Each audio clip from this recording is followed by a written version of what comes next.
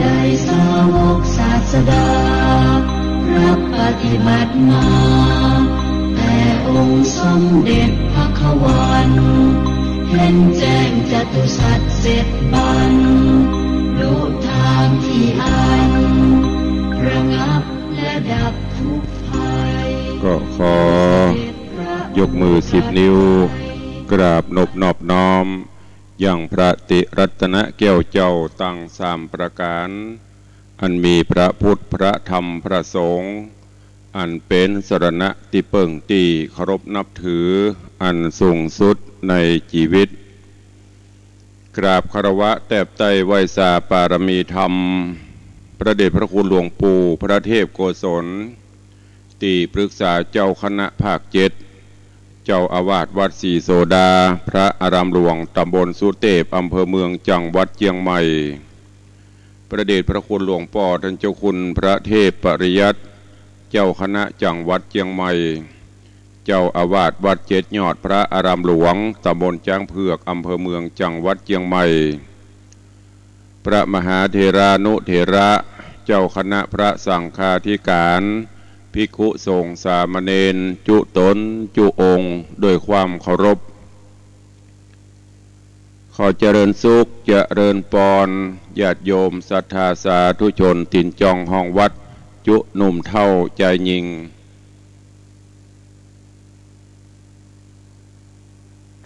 ก็ขอน้อมต้อนรับทุกท่านเข้าสู่รายการมรดกธรรมกำเมืองต่างสถานีวิทยุ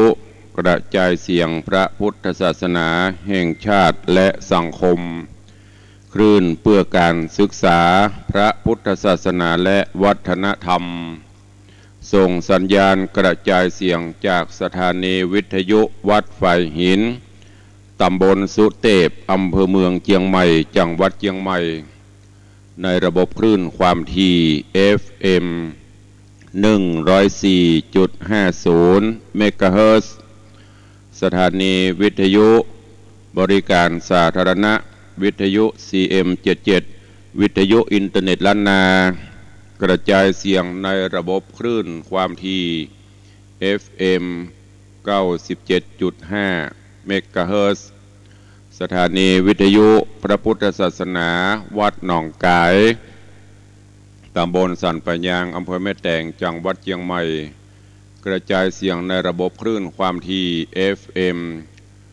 99.50 เมกะเฮิรตซ์แล้วก็สถานีวิทยุพระพุทธศาสนาจังหวัดเชียงรายกระจายเสียงในระบบคลื่นความถี่ FM 99.50 เมกะเฮิรตซ์สถานีวิทยุบริการสาธารณะวิทยุท้องถิ่นสถานีวิทยุคลื่นพระพุทธศาสนาและจริยธรรมจังหวัดเชียงใหม่ FM 96.0 เมกะเฮิรตซ์ตลอดจนวิทยุชุมชนเสียงตามสายห่อกระจายข่าวตามวัดตามวาตามหมู่บ้านต่างๆพร้อมกันนี้กราบถวายความเคารพและก็เจริญปอนต้อนรับครูบาอาจารย์ท่านเจ้าพระเจ้าพระสงฆ์องค์เนนสาธุชนญาติโยมที่ได้ติดตามรับชมรับฟังกันอยู่ทางหน้าจอเฟซบุ๊กไลฟ์สดสถานีมรดกธรรมวัดวังสิงห์คำเฟซบุ๊กของวัดวังสิงห์คำเฟซบุ๊กของ104ธรรมะคลายเครียดเฟซบุ๊กวัดฝ่ายหินสถานีวัดฝ่ายหินตลอดจนเฟซบุ๊กไลฟ์ของญาติธรรมทุกท่านที่ได้กดแชร์กดไลค์สัญญาณเสียงธรรมสู่ญาติธรรมเพื่อนๆในกลุ่มกันอยู่เบื้องต้นเจ้านี้ก็ขอตักทายพี่น้องครูบาอาจารย์ที่ได้เข้ามาติดตามรับชมรับฟังกันอยู่ทางหน้าจอเฟซบุ๊กไลฟ์เจริญปอนคุณโยมจันฉายโยมจันสายแปลงหลวงเจริญปอนโยมพินันล่าหรือว่าพินันจรันปิยะจันแห่งดอยซิวสันกำแพงเจริญปอนคุณโยมทองคำที่วงคำกราบถวายการต้อนรับหลวงพ่อธรรมพระครูสถิตเจติยรักษ์ท่านเจ้าคณะตำบลแม่แฝกใหม่เจ้าอาวาสวัดเจดีย์แม่ครัวเจริญปอนต้อนรับโยมพี่หมอมัทนาอัมพันธ์กราบไหว้สาเจ้าหลวงพ่อท่านแฮปปี้เบิร์ธเดย์วันใดม้วนเนื้อของพี่หมอ ลืมไปละ แก่ไปแหมปีงเสี่ยงไปแหมปีงสุขภาพแข็งแรงเนอเขาก่อนเปิ้นมาร่วมสร้างสมทบเพิ่มเติมห้องน้ำห้องปลดทุกข์โดยการหอมบดินกีแหม300 ก้อนขอบคุณกับโยมพี่หมอและครอบครัวอัมพันธ์ทุกท่านทุกคนด้วยเด้อเจริญปอนโยมปอเลี้ยงธนวัฒน์แม่เลี้ยงทัดพิชาสุสิงคำปอเลี้ยงในบนจะคอมเมนต์อวยปอนยามเจ้านักกาบใบสายามเจ้าตุเจ้าเสียงตุเจ้ารูปหล่อนักพัฒนาดีเด่นก็ขอขอบคุณกับโยมปอเลี้ยงตัวเด้อปากันกูเจ้าอวยปอนกันถึงวันขอบุญกุศลกรรมอวยปอนนั้นปิกสนองตอบเฮือปอเลี้ยงไม่เลี้ยงอยู่ดีมีสุขตัวเองเจริญปอนโยมแม่จันเพนคำโปธาเนอกราบใบสาเจ้าสาธุเจริญปอนยำเจ้ากับโยมแม่ตัวเนอบุญรักษาเจริญปอนโยมแม่จันดีวิสุทธินันกราบใบสาเจ้าเจริญปอนยำเจ้าแล้วก็ติดตามไปด้วยเสือใต้เจริญปอนเนอโยมแม่ปราณีพยไข่หพลเสือใต้ได้ติดตามรับชมรับฟังก็อยู่ในเวลานี้แล้วก็ยายเพลินเปื้อนเกษตรก็เข้ามาติดตามรับชมรับฟังขอบคุณอนุโมทนากับทุกท่านเนอ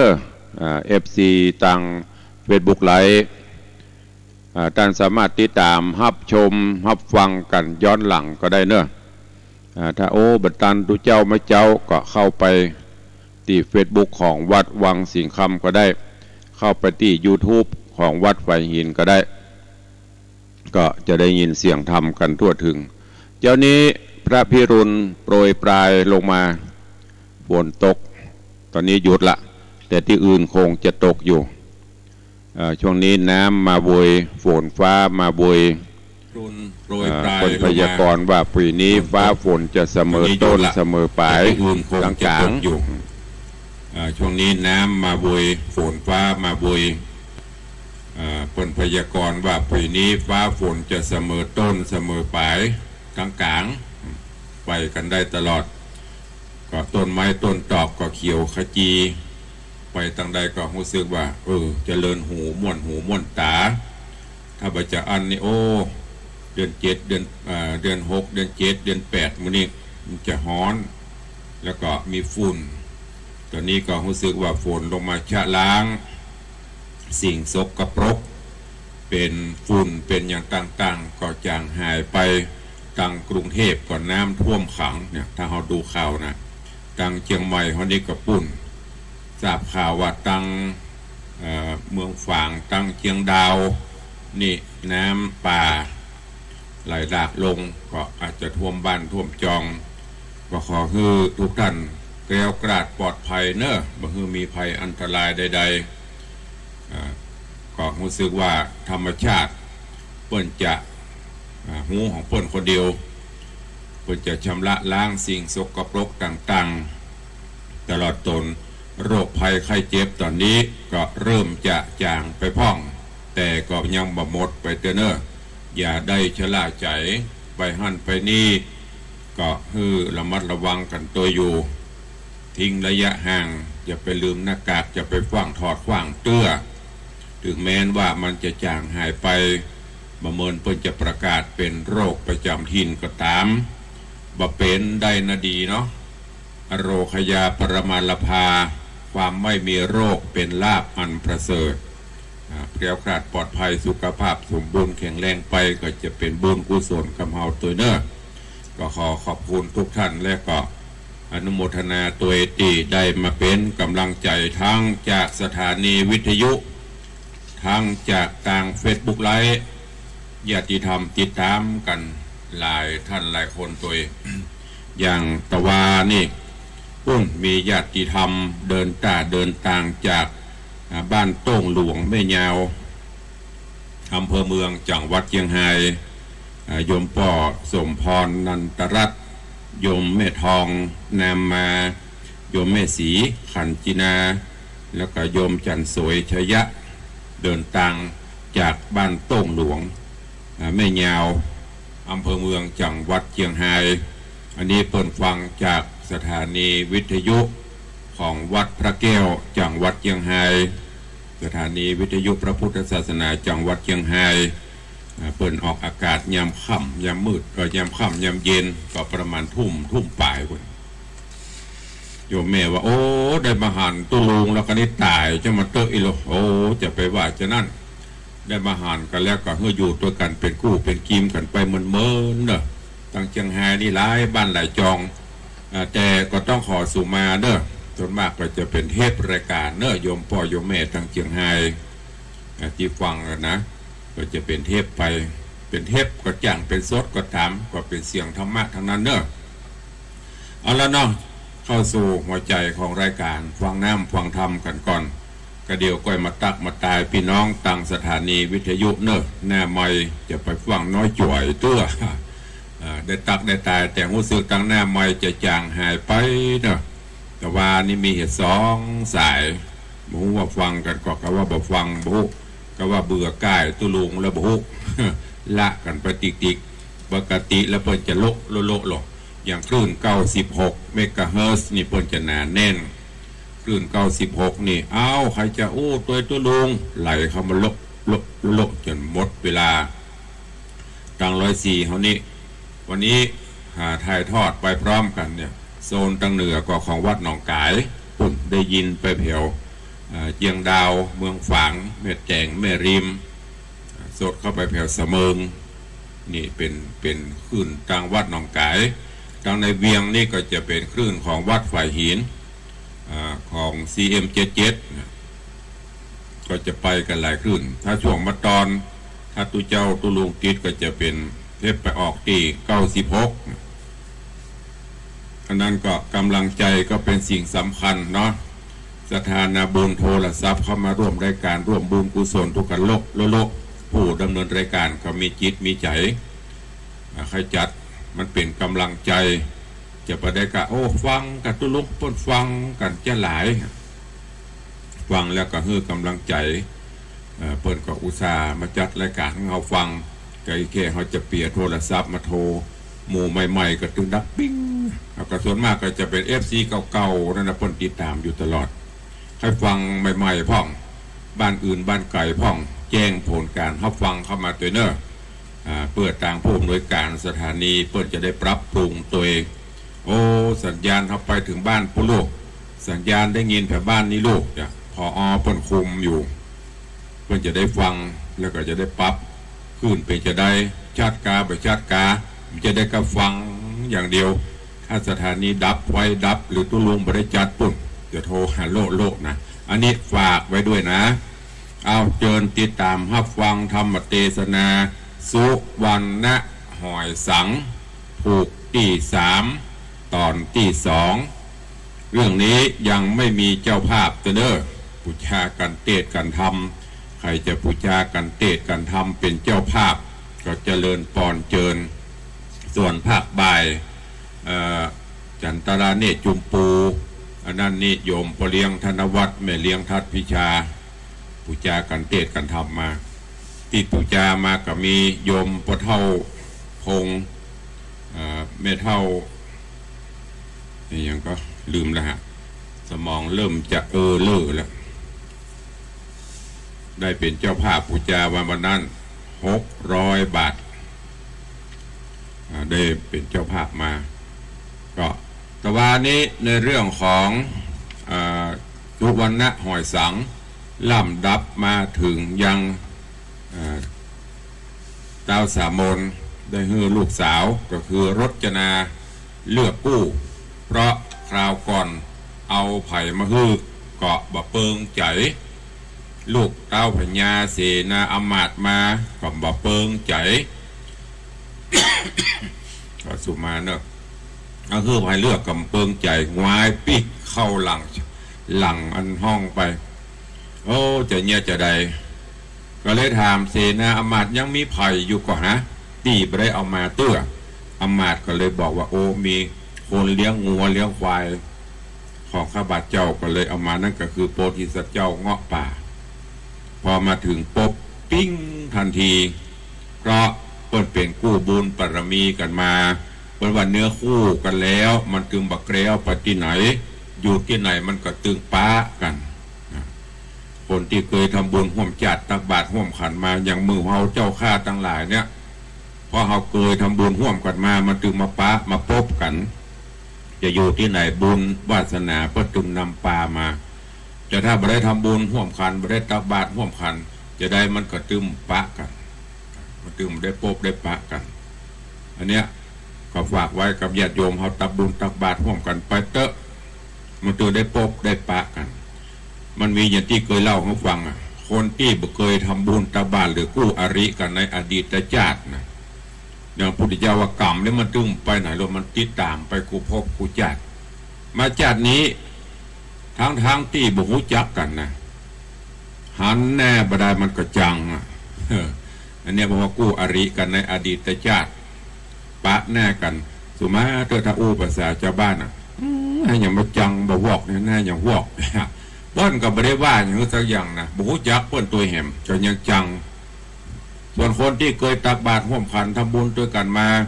หันไม่ได้อู้ได้จ่ายกันมันก็ตึงมีจิตมีใจใครคบค้าสมาคมตัวอันนี้เป็นเรื่องของบุพเพสันนิวาสอันนี้ก็เช่นเดียวกันรจนาหันเงาะป่ามาถึงแม้นว่าทางนอกจะบางงามอย่างเขาหันในทีวีนะดำขี้มีเต้นหย่องเต้นแย่งเต้นหย่องเต้นแย่งหันกระเขี้ยวอย่างเดียวขาวแต่รจนาเปิ้นหันหมดหันตั้งแต่นอกทะลุปลุกโปร่งผิวพรรณวรรณะเหลืองดังทองคนอื่นมาหันแต่รจนาหันคนเดียวเพราะโพธิสัตว์เจ้าเงาะป่าก็เช่นเดียวกันพอหันรจนาก็รู้สึกปิ้งทันทีมีใจปฏิภาคฮักใคร่กันเนี่ยโดยบุญบารมีของเปิ้นรจนาก็เอามาลัยขึ้นตั้งสัจจะอธิษฐานว่าหากแม้นข้าเจ้ากับพระจายคนที่อยู่ต่างหน้านี้เป็นเนื้อกู้กันมาเคยทำบุญด้วยกันมาก็ขอให้มาลัยพวงนี้จงล่องลอยไปซุกไปสวมที่คอของเจ้าเน้อแต่หากแม้นบัจเจกู้บุญบารมีบัจเจกู้กรรมกู้เวรกันก็บ่ต้องไปของหุตกลงเหนือหน้าแผ่นดินไปจากนั้นก็เสี่ยงมาลัยก็ลอยวน3 รอบจากนั้นก็ตุ๊บป่องไก่หัวหมูเราหล่อตั้งหลายหมู่ลูกเต้าพญาเสนาอมาตย์ตั้งหลายหมู่นั้นไปแล้วก็ไปวนรอบตีบนหัวของอันโพธิสัตว์เจ้าเงาะป่าจากนั้นก็ซุบลงรุบไปอยู่ในคอของเงาะทันทีปอดโตหมู่เสนาอมาตย์หมู่ลูกเบาป่อพญาตั้งหลายแม้กระทั่งเต้าสามมนผู้เป็นป่อตกใจโอ้มันเป็นไปได้จะได้อีป่อเอาลูกเบาเต้าพญาโอ้ลูกก็รอพ่อก็โรยเอามาฮื้อบ่เอาไปเอาบะห้านี่ดำคิมมิมนี่แต่ด้วยความเป็นผู้ใหญ่เป็นกษัตริย์ตรัสแล้วไม่คืนคำจำเป็นที่จะต้องจัดอภิเษกสมรสฮื้อระหว่างลูกถึง2คือรจนาและเงาะป่าเรื่องราวจะเป็นจะได้เชิญติดตามรับฟังกันในตอนต่อไปอันเป็นตอนที่2ของภูกที่3ณโอกาสบัดนี้ นะโมตัสสะภะคะวะโตอะระหะโตสัมมาสัมพุทธัสสะ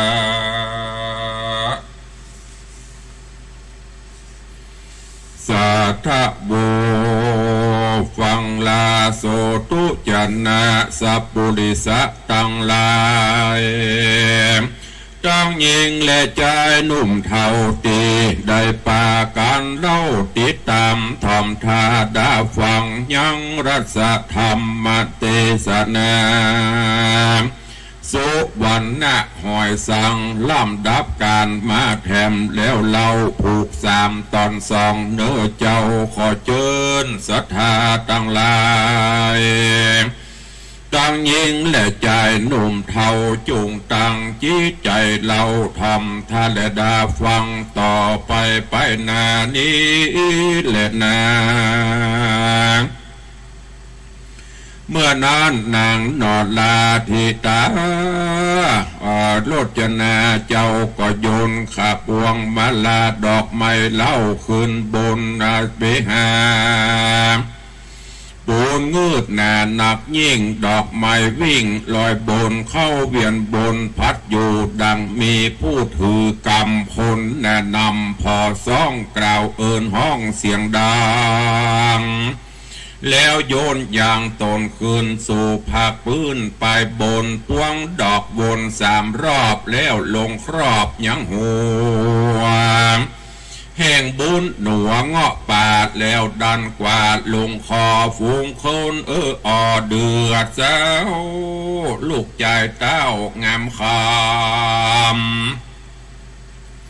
กับองค์คำหนอดเนาแน่บ่อเศร้าโสดใสเพราะหันในเนื้อเจ้าเป็นคำเล่าตังมวลแย้มนานมหาสัจเจ้าพัดนอนเนาร่ำเปิงไปว่ากันเฮาตามใจเจ้าป้ออาบน้ำหล่อหอยสางคนตั้งหลายมวลหมู่ตุกผู้กู้ประจาก็จักหันใส่ตนกูไทยเป็นคำกูกวนอำปิดไว้แล้วเจ้าไทยทุนสารขอผู้บานยกไว้ส่วนพระเงาไทยราชามีโกธาเกลียดกากรรมอาแก่กรรมพระลูกเคย พระองค์เลยครับไล่หือ2 ขาผัวเมียหนีไปอยู่ตูบในแห่งให้ที่จิมไกลไปนา2 องค์ราบอกปากจวนกันจากไปไวบ่มีภัย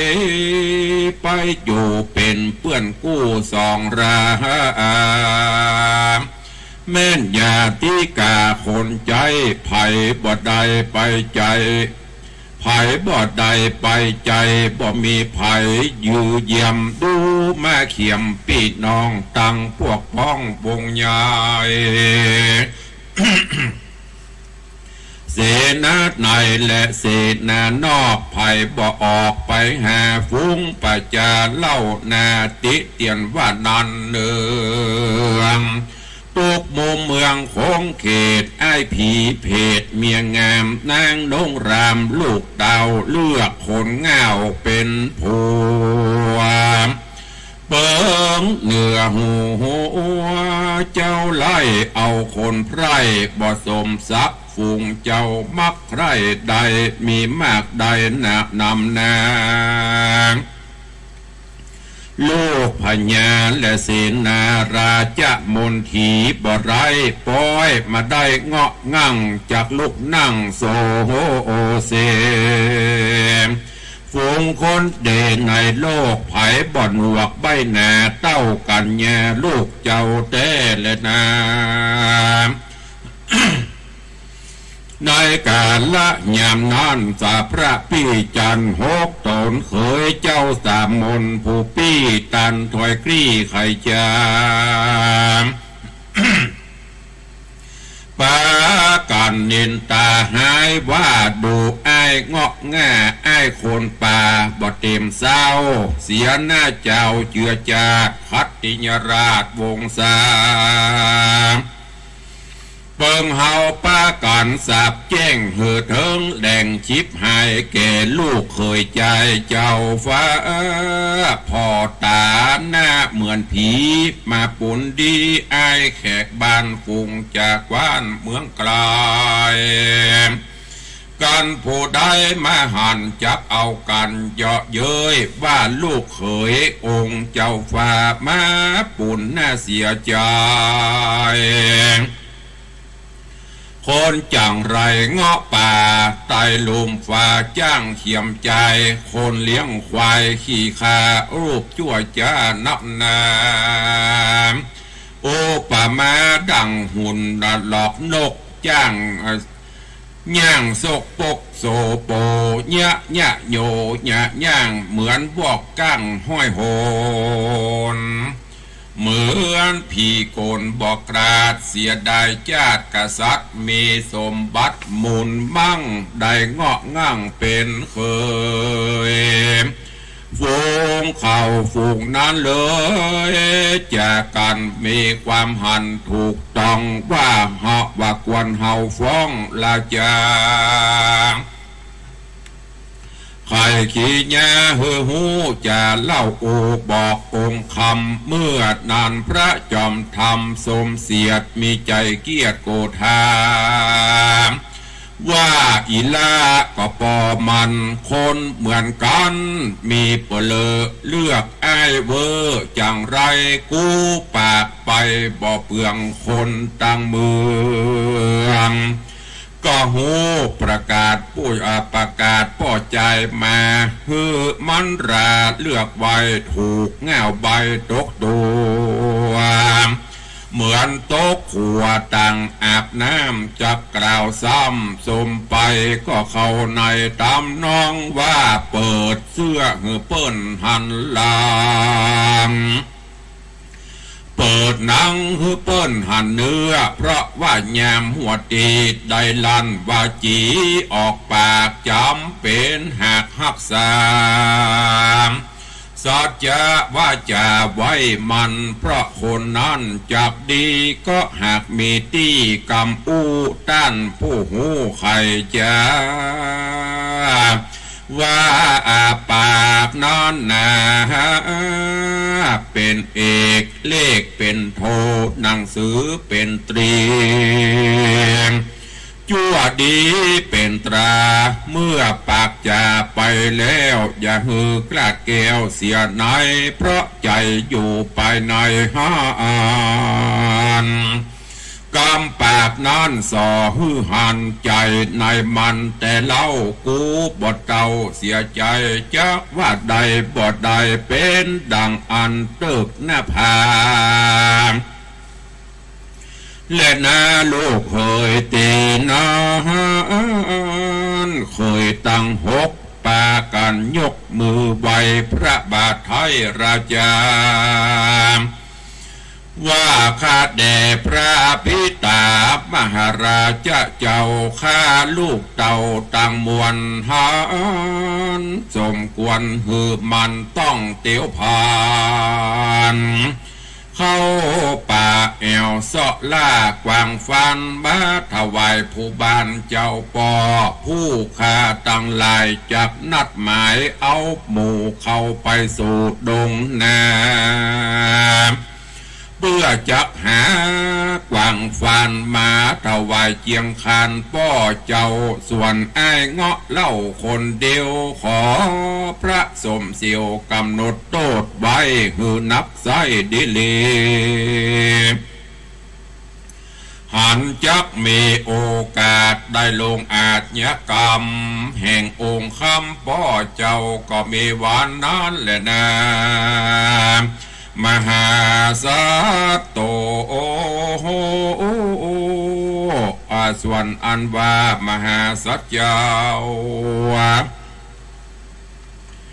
กับนอดเนาเมียแปลงปากันแปลงตูกห่างอยู่ที่ขังไปหน้าไกลปลาเมืองป้อไก่ป่านอดงไพรบอกมีไผ่ไฟเอือหมู่จัดเจือวงบานโดยใจบ้านโจมเจินปีติตื่นยินดีสามัคคีห่วมสร้างใจไฟอ้างเจยโจมอาภิรมบ่เศร้าพระนอนเนาเจียนจากับจะญาเมียฮักว่าน้องจุงแปลงใจบ้านจูงสามร้านเตียงเต่าอย่าโศกเศร้าตุ่มมนาการบุญแม่วาสนาจะตาส่องเฮาคืนแล้วลางได้นั่งเต้นเกี่ยวกินเมืองจะเละตะมาทางปากกาเส้นโต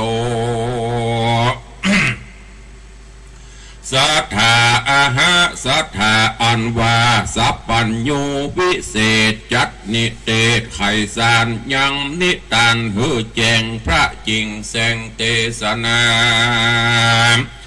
เป็นคาถาบาลีวาตตาปาราณสียังราชพุทธังปักโกสาเปตวาดังเดภิกขเว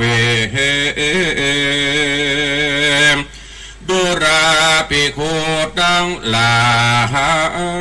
ยตั้งยิงและใจหนุ่มเทาอันมาพร้อมนั้นลาอยู่ฟ้าอังธรรมเมื่อนั้นองค์คำปาราณสีราชผูกอาฆาตในใจมีพระไทยใคร่คาลูกเคยลาแห่งตนเต้าสามนที่ราชจิงประกาศเรียกหาจะยังมาตาเคยเจ้าตั้งเจ็บองค์เจ้ามาปันแล้วปุงปันโดยกรรมว่าหือไปป่าหากวางฟานนายดงดานป่าไม้ผูกนิสัยจุคนมาฮื้อตนเฮากินกันไผยินบ่ได้กูจักขาฮื้อตายไปฮื้อได้มาก่อนค่ำแต่แลเมื่อนั้นจะมาตาหกเคยยกมือเวยน้อมกล่าวอำลาบาดเจ้าปิตาปีเคินสู่เกหาที่อยู่ป่ากันอวดอู้จากกันว่ากรรมนี้และมันบังเงาะป่าจักตายกว่าเป็นผีเสียงกาลีเมืองบ้านเขาปากดันเสียงการใจมีมันจืนสู่บอกฮือหมู่ปริวารดาเครื่องประหารเข็นขาตั้งไม้ตั้งหน้าไม้ปืนยาอาวุธธาทุกสิ่งหือพร้อมยิงจุอาน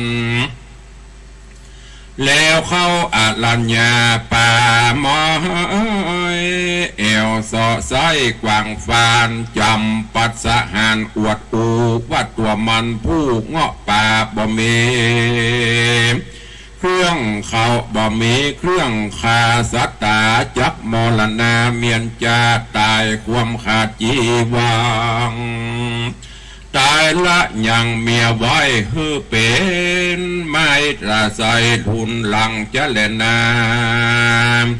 ปูนาติวเศษในวันลุนรุ่งเจ้าหกเคยเจ้าหากจวนกันเข้าสู่อลัญยัง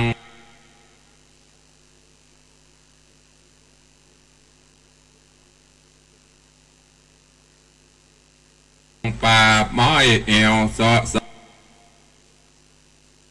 เสียงกำกราตึงตั้งเสาะหาวังปอมืดจะจังจืดโทมเทงกูมึงเองอวดอ่างพ่องยกหอกวางดาแตงพ่องกำดาบเยงวัดแกว่งเต้นย่องเย่งไปมาพ้องกำปืนผาหน้าไม้เยะสอดใจเล็งหายังมิกาในป่าเดินดันกว่าดงเขียวและตาเลจุแห่งตามซอกแหล่งแดนดอยพ่อเล็งก้อยห้อมหวยพาดลิงจ้วยเหี่ยวจันผู้ผาตันจอบแคบที่เลิกแลบตังมวนตุกแห่งโหนเขตห้องประเทศต้องพนาไลบ่หันซัดในสักตีสงัดจี้เย็นวอยบ่หันห้อยสักหน่อยเขาต่ำก้อยใจตนอาทะบนลำบากจริงออกปากจากกันจะรำพันอืดอ่อนเฮามาต้อนกวางฟานในดงด่านป่าไม้สั่งบ่ได้พบปานมานมนานแต่เจนได้มีเม่นก็แควนดีพ ไผมีวิธีเยื่องใดขอจุงใครบอกกล่าวอย่าฮือได้เต้าอย่าฮือได้เต้าตีเปะเขียมบ่ฮืออายนิบ่ฮืออายเหนือหัวเจ้าป้อฮือได้ฮือเป็นต่ออายเงาะจะเล่นนาแย้มนั่นเข่าพังพงจากกันพระสุวรรณหวยสางร่ำเปิงยังใจว่าเฮาแควนเฮากวนกวาดดงไพรบอกจะใครเมียฮักหือยังพักก่อยหามรถยานาน้อมไหวว่าขอน้องไทยไปตุยตามน้อยดงรำปากวางจิ้มขอกข้างเขาเขียวเตียวต่างคนเดียวผิดแต่ตั้นกล่าวเกไขจาโบราณจะกล่าวไว้ไปไหนอย่าได้ต้องเต้าคนเดียวฮือมีกู้ปอสองเตียวจิ้งเต่ามีกิจพิจารณารีบนานเร็วเสียงเปิ้นดีได้เพื่อนบ่มีฟังเต่ามันหูมจ้างต้องกังวลการพญาที่มาโจนมาต้องตัวคนเดียวบ่มีเพื่อนป้องเต็มว่าให้ล่ำร้องไปบ่มีไผ่หูยินจิมและนาพี่เฮยเป็นดังอีจักไปสันได้จะตีนานพระนอไทยจะบอกเมียฟังบ่เป็นสังน้องพี่จุงอยู่นี่สุขใจกูพี่เข้าไปในป่าพี่เกยกว่ามานานแล้วใจลำนอนเอาใส่เกือกเจ้าสันดีคาดสลีกันใจสะย่องไปบนอากาศดูวิลาศดังหงคามเถิงดงดำป่าไม้ตนองค์ไทยนั่งเหนือดินแล้วนอภูมินก็ถอดหูกเงาะไว้ที่เหมาะเบิงการแล้วร่ำเปิงมนวิเศษรายยังเวทกถาอัญญาขาเมเท่าอันสอนบอกเล่าเดลีเมื่อนั้นสัตว์นอโดองเรียงป่าไม้ตัวไกลจักได้ชีวิตใหม่เสียงเขตหมดเสียงเหตุปัจจัยจงมาหน่อยที่นี่ตาที่ตายที่นี่แดนนาสัตว์ได้ลาไปเสียงกรรมมรณะธรรมบ่มาเกิงควายจุงฮื้อได้หลีกหนีเข้าขีรีดงใหญ่อย่าได้ไกลพุงพวนฝูงพรานอันจับมาพรานชีวิตเมื่อเขาคิดร้ายเมื่อเจ้าคิดร้ายมนอันยับตนแม่สอนบอกแก่เจ้าดิเลมฝูงสัตว์ที่เสียงเขตจีวะเป้เถิงตายก็รีพันภายมาสู่ในที่อยู่องค์ตองนอนกะตายกอง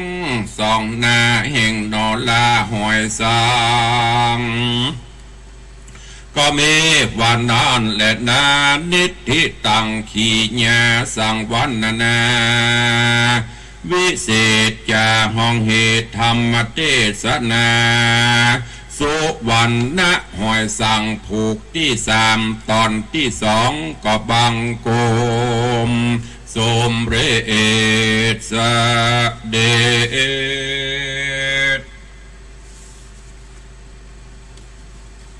ก็จบไปแฮมตอน1แฮมผูก1ในเรื่องของสุวรรณะหอยสัง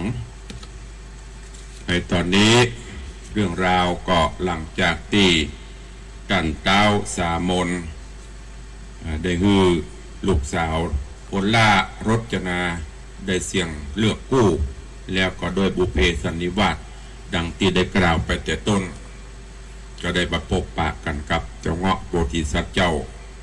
อยู่ด้วยกันไปก็มีความสุขแต่ไม่ได้อยู่ในหัวในวังเนอะปุ่นป่อเปิ่นอับอายเปิ่นไหลคือไปอยู่กระท่อมปลายนาแต่จะเป็นปลายนาก็ดีอยู่ในคฤหาสน์อยู่ไหนก็ตามถ้าจิตใจเขามีความสุขนะม่วนยังยิ่งประเดี๋ยวซ้ำยิ่งปีกวิเวกอยู่ตามป่าตามเขานะม่วนดักหูเย็นใจบ่ต้องไปได้ยินอันนั้นอันนี้นะเสียงนกเสียงกาเสียงไก่ห้องโอ้มันมีความสุขเนอะอันนี้ก็เหมือนเดียวกันตึงสองกับป้ากันไปแปลงตูกแปลงปางอยู่ไปให้ไปนาเนี่ยให้ใส่นาทำกันทำงานอยู่กันไปมีความสุขย้อนกล่าวถึงในเมืองป่อท้าวสามนก็คิดที่จะหาพิธีกำจัดเสี้ยนหนามเพื่อเป็นที่อับอายประกอบกับเคยตึงหกก็ผสมโรงกันเข้าตัวเองหาวิธีจะเนี่ยจะได้กึดใดก็เลยเข้าไปบอกไปปรึกษากับป่อท้าวสามนว่าป่อผมเขาตึง6 คนนี่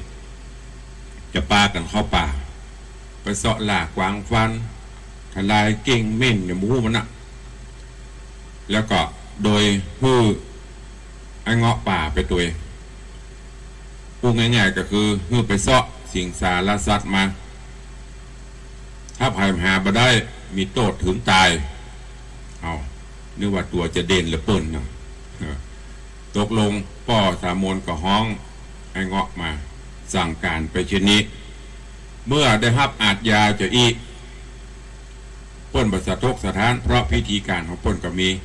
แต่เมียก็ยังพะวงอยู่คือรจนาตลอดจนตึงเคยตึง6 คนก็ปดต้องดีอกดีใจกำเนี้ยมึงบัดรอดแน่บังเงาะเหยนี่หรอพอได้เวลาไปต่างคนต่างไปตึง6นั้นเปิ้นไปเป็นกลุ่มมีบริวารพวกพ้องปืนพาหน้าไม้ครบชุดครบมือส่วนโพธิสัตว์เจ้าเงาะป่าไม่มีอะไรมีกระดาบสลีกันใจของเปิ้นได้เวลาก็บอกน้องรจนาจะไปตัวโอ้บ่ต้องไปอีล่าอีน้องอยู่บ้านเรื่องนี้ นิดหน่อยเดี๋ยวพี่จัดการเอง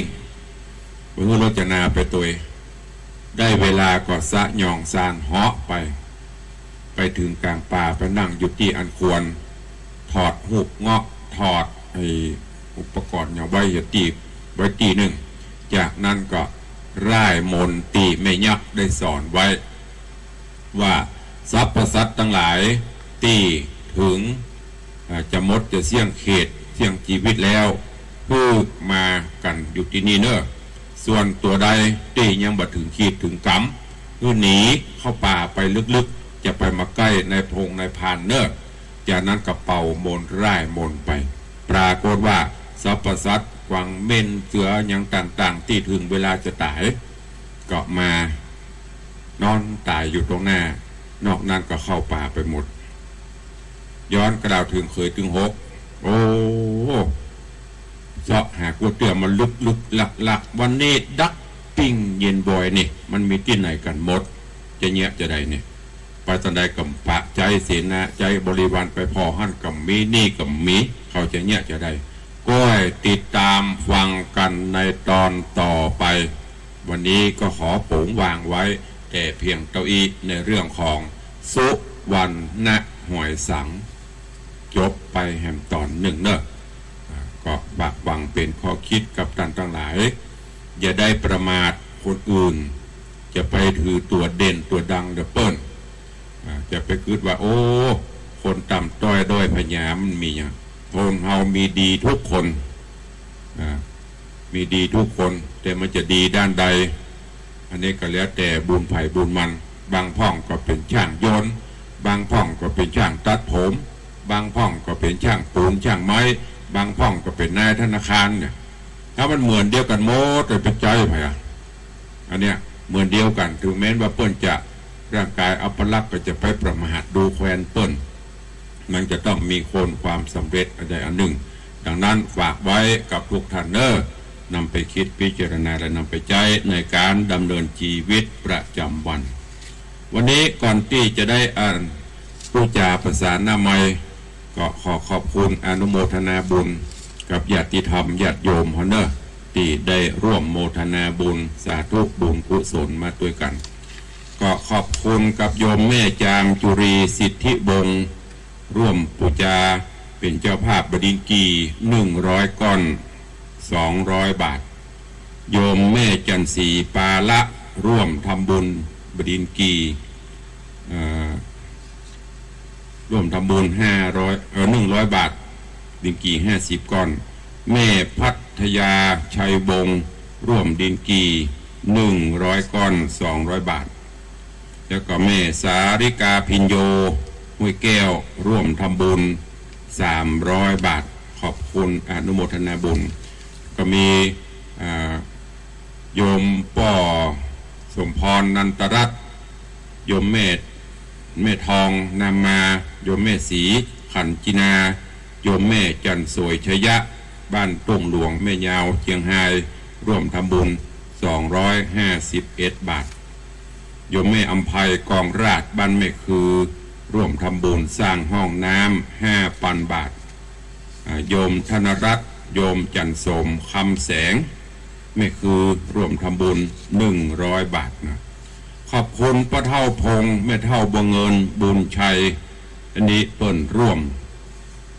ปูจากันเทศที่ตุลุงบอกปัตตะกี้นะแม่เท่าป้าเท่าไปจะจอมกันทำกันเทศวัน3 บาท2 บาท5 บาท10 บาทบัวได้อยู่600เปิ้นกับโบะออมศีลเอามาถวายตาเนอะของพ่อเท่าพงแม่เท่าบังเอิญบุญชัยแม่ริมปูจากันเทศกันทำ600นอกจากนั้นก็ร่วมเป็นเจ้าภาพถวายเป็นเจ้าภาพสังฆทาน1 ชุดของพ่อเท่าพงแม่เท่าบังเอิญบุญชัยแถม1,000 บาทขอบคุณตัวนอกจากนั้นก็มีได้ร่วมเป็นเจ้าภาพร่วมกันตึงพี่ไอ้พรตรีพี่ไอ้แสงซาเด็กชายแสงเมืองบุญชัยเป็นเจ้าภาพบดินกี1,000 ก้อนเป็นเงิน2,000 บาทสาธุอนุโมทนาบุญตัวเนอะใครจะร่วมบุญกุศลเนอะสร้างห้องปลดทุกข์จะได้หมดทุกข์หมดโศกหมดโรคหมดภัยร่วมกันสร้างห้องน้ำห้องสุขาที่วัดวังสิงคำเป็นเจ้าภาพบดินกีบะแปงก้อนละ2 บาทไม่ใช่เป็นล้านนะก้อนละ2 บาทหมดแล้วก็ปิดบุญก็ว่ากันไป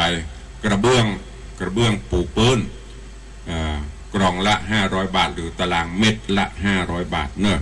ท่านผู้ใดจะร่วมบุญก็ร่วมได้แล้วก็ในวันที่26 27 28เนอะ3 วัน 3 คืนเดือนหน้าพวกเนอะไม่ใช่เดือนนี้นะเดือนมิถุนายนก็จะมีงานทำบุญประเพณีส่งน้ำพระธาตุใส่ขันดอก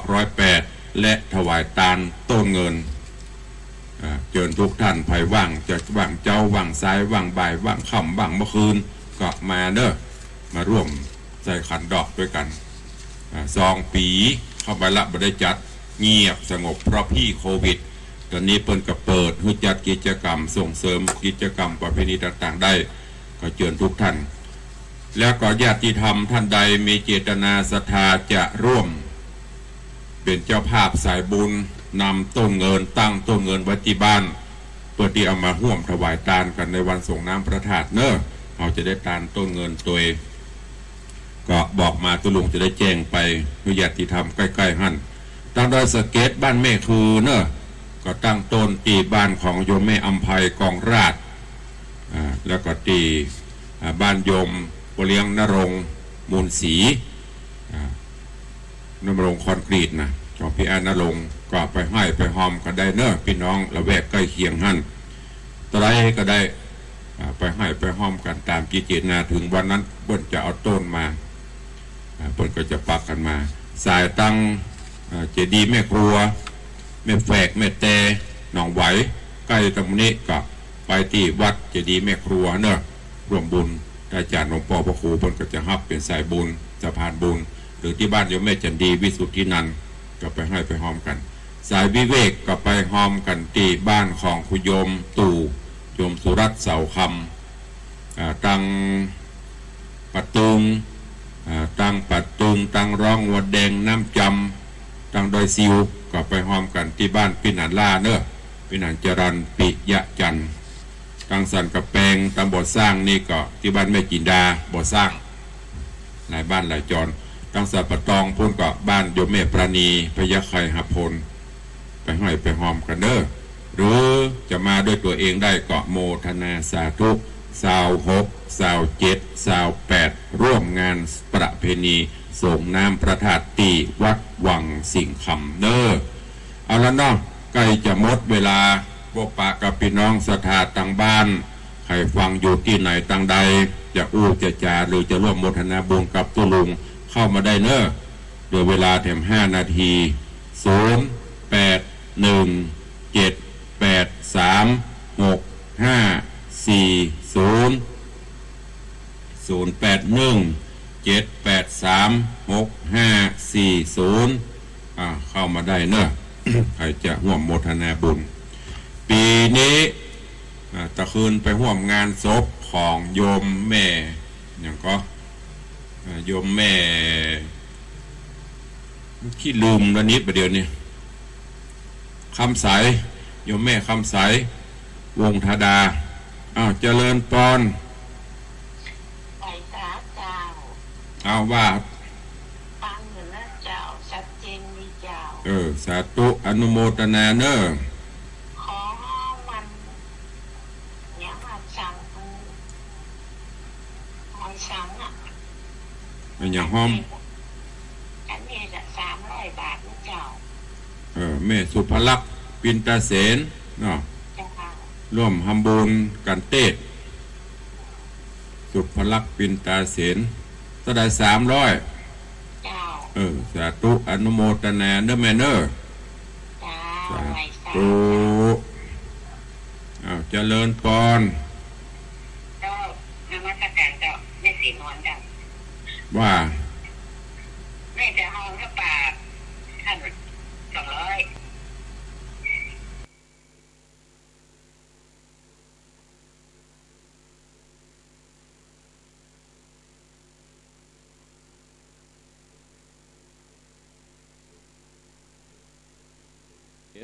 ร่วมทำบุญปุจากันเตศ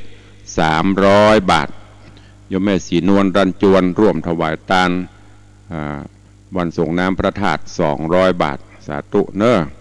ทุกบาททุกสตางค์ว่ากันเตศว่ากันทำถวายส่วนตนส่วนตัวตุลุงยกเข้าไปในห้องน้ำโมดแต่ว่าเขาแยกเอาบัญชีให้เปิดละเปิดห้องกันทำตุลุงฮับแล้วตุลุงก็ตานต่อเข้าวัดมดเดี๋ยวไปเลี้ยงไผ่เนอะพ่อกับบะมีละแม่กับบะมีละสร้างคุณูปการสร้างบุญกุศลกันไปห่วมกันไปอันนี้ก็ฝากกับญาติโยมศรัทธาตัวเองใครจะอู้ตัวแหมตะกี้อู้ค้างอู้ค้างไว้ตะคืนไปหอมศพโยมแม่คำใสวงธดาซึ่งแม่เปิ้นมากินมาตานนี่ตลอดวันเกิดวันหย่ำบ่ได้ละได้ย่างแต่เปิ้นเอาศพไว้ที่วัดประแพงจะเผาวันพุธตะคืนไปห่วมกายล่องมาตังกาดเมืองใหม่หั่นทุเรียนไปกองได้ไอเดียปิ้งขึ้นมาแล้วก็หั่นหลายวัดแล้วปุ่นเนี่ยปีนี้สังฆทานประเพณีส่งน้ำพระธาตุจะซื้อทุเรียนไปสั่งตาลทุเจ้าแกนละ500ปนเหนิมเจ๊แกน100นะกิโล100ป่ายก่อนนะโอ้ไปหั่นแต่ว่าแกน500ไทยมอกปอเนี่ยเนาะมอกสัก4-5 บัวก็เอาอะใครจะเป็นเจ้าภาพเนอะแกนละ500กูเตียกกับตาลสปะละตาลทุเรียนจะได้กินอิ่มกินเต็มพ่องหมดแล้วปเลี้ยงอมตาลปดโตเป็ดกล้วยก้าพุ่นใครจะเป็นเจ้าภาพก็แจ้งเข้ามาลูกละแกนละ500 บาทจะได้กี่กิโลบุวะอาจจะ500 ปลายพ่องเตี้ยมันล้ำก็ตีว่าแกนละ500เอาจันคำว่าใด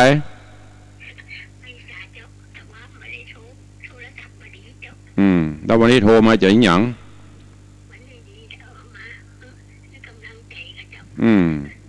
นึกว่าจะเอาทุเรียนแต่ป่นแก่นอีก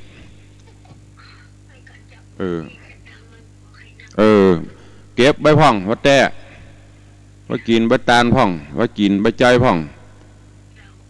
สาธุอนุโมทนาเด้อเด็กหญิงจันคำแสงบุญใครจะอู้ตัวมี3 สาย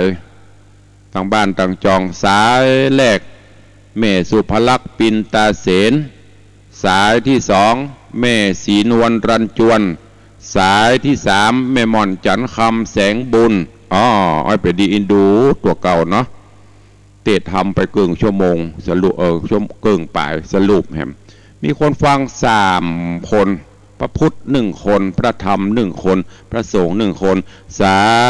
ธุเนอะถึง3 คนที่โทรมาเป็นกำลังใจบุญ